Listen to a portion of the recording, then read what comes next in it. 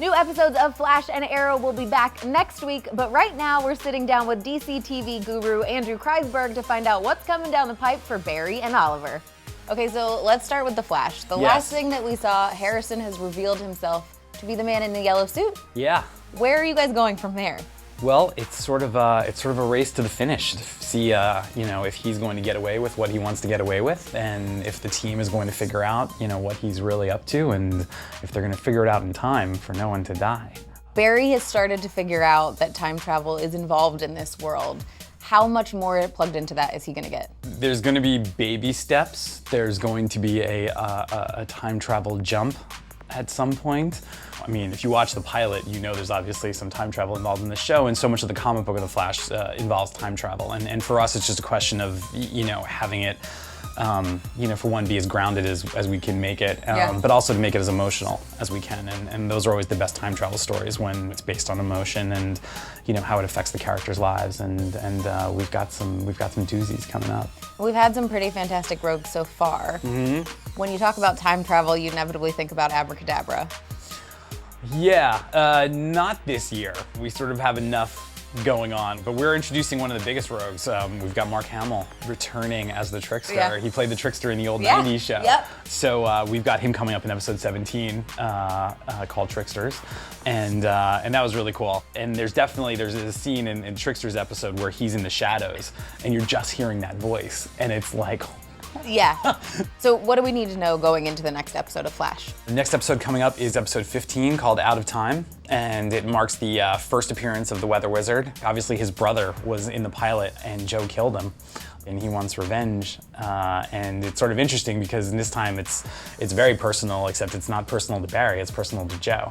And it has the return of Linda Park, played by Melise Zhao. So it's got romance and action and all sorts of cool stuff.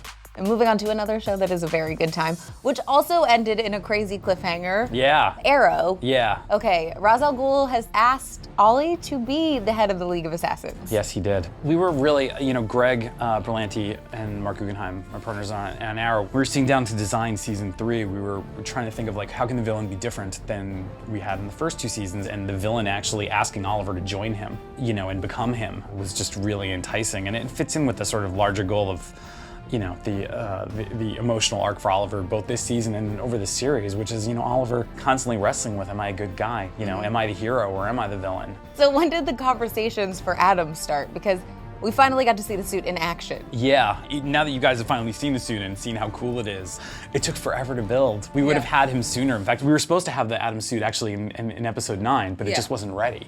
I mean, it was made on a feature budget and on a feature schedule, and usually those movies have many years to get ready, but it looks great. And what's really cool is he's also guest starring on The Flash, episode 18, and where the visual effects budget is actually slightly higher than it is on Arrow, and the things you get to see the A.T.O.M do in that show are really gonna blow people's minds.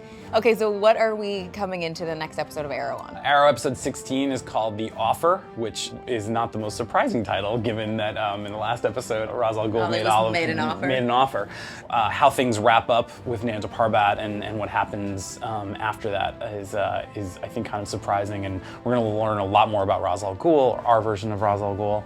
And we also actually have a Flash villain called Murmur. He's a villain from the comic books. Yep. He's sort of a serial killer, and we realize that there's no way we'll ever do a serial killer who has sewn his lips shut on Flash. It's just not that kind of show. But serial killers with their lips sewn shut, that sounds very Arrow. Yeah. So the team will be going up against him, which is fun.